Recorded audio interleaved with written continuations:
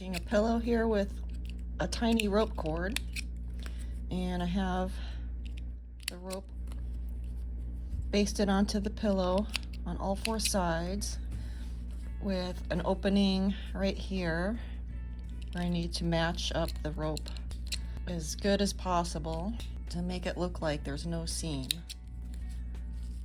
So I'm going to open up the strands of the rope, but first I'm just taking out the lip cord. I probably have more rope here than I need, but I'm going to be conservative on this first one. I have 3 pillows total to make with this rope trim. This is my first one where I'm joining the seam of the rope. So I'm just being careful, making sure that I have enough. So a little bit more.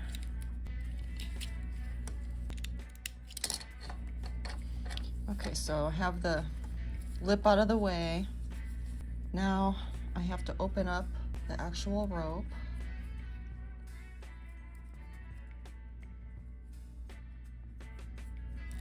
I really like this size of rope trim. Some of them are so big, they're really hard to work on. So I have this one side untwisted to the opening, and I'm gonna try to organize the 3 strands of the rope so they're laying side by side in order. And then I'm gonna open up this one and try to organize those in a manner that makes it look like it's a seamless match. It might not be the perfect order of the rest of the rope, but as long as the strands overlap just right, then it's gonna look like it was made that way. Sometimes I get lucky and they also match, but I just want to make it look like a continuous rope. See, I have 2 of these guys next to each other. I might be able to bring a solid one up. Yeah, I like that, because 2 of those would look really funny. Or I just get rid of that one. Let's try that, because it's almost too many ropes, too many strands. So I need to relieve one more stitch to do that. No, I don't like that either. I'm gonna bring this one up from the back. I know it's hard to see what I'm doing. Okay, so these go this way and these go this way.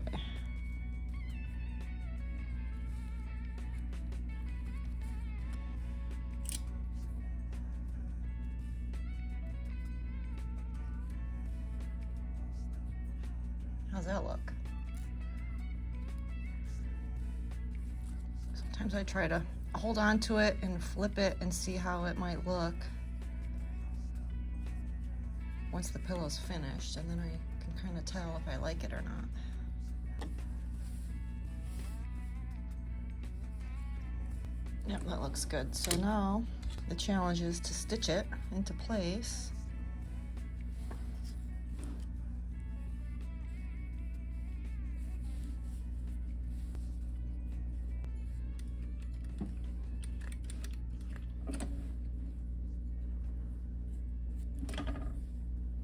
I'm just going to hand walk the needle over the strands and then back stitch very slowly.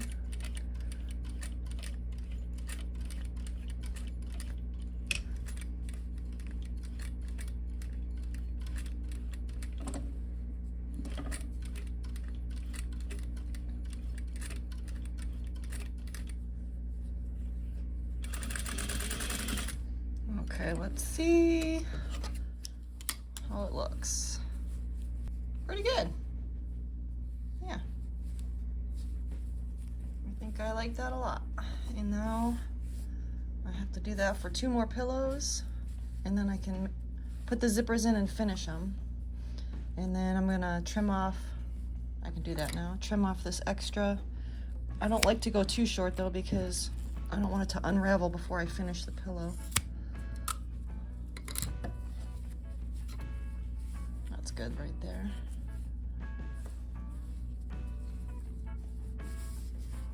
That looks good, huh? Then once the pillow's all done, hopefully that'll be something that you can't even tell where that seam is. That's gonna be so pretty. Okay, 2 more.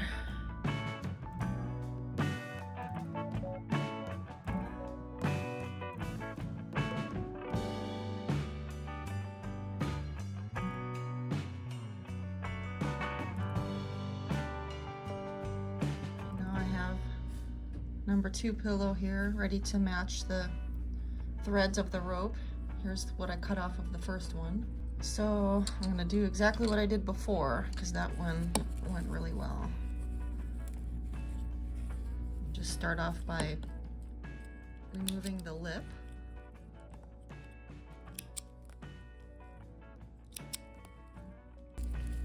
All the way down to the opening.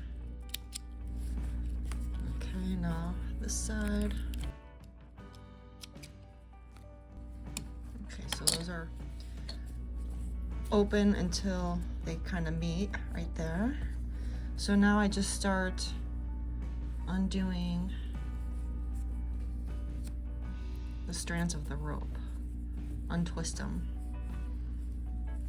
Again, just to the opening right there. You don't want to go too far, and then you want to try to lay the 3 strands next to each other. One more. There we go. See, 1, 2, 3, as they are in order. Lay them in order of how they are twisted so that they lay as flat as possible. I just keep this lip part away. Then we're gonna lay this one on top and untwist that one enough to just arrange these 3 strands on top of the other 3, hopefully in a pleasing order. Doesn't necessarily have to follow the same pattern, but as long as it looks like it's continuing the way that it's twisted. You see how these are untwisted and also laying side by side? That's what will help reduce the bulk, is if you have the bottom layers arranged laying flat and then the top flat. Even though they're overlapping, as long as they're flat, it won't be as bad as if they were all bunched up on top of each other. And then I try to pick it up and see how it looks from the other side, because that's the front of the pillow. At least I have one solid in between these twisted ones. So you see it's not the same pattern, but at least I don't have these 2 right next to each other. So now I have to just hold on to this so it doesn't move around too much, and then try to stitch it in place. And I'm also trying not to pull any down too much. I want them all to be consistent with the rest of the rope. So now that I like that, try to keep a hold of it and get it under the foot here at the machine. And I'm gonna carefully stitch it into place. And I start on top of it rather than behind it, because if you start behind it, you're just gonna push it all out of place. Make sure you don't pull it in. And then I'm just gonna walk the needle slowly. And then backstitch also slowly, 1 turn at a time. And then I can go over it again.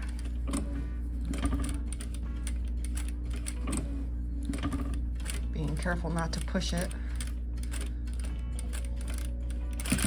Looks good. Yay! That's 2 for 2. Now I have number 3 to go. That looks really nice. So now I can cut away all the extra thread, but I'm not gonna cut, you don't wanna cut all the way close to here because it might unravel on you. So go out beyond the seam allowance.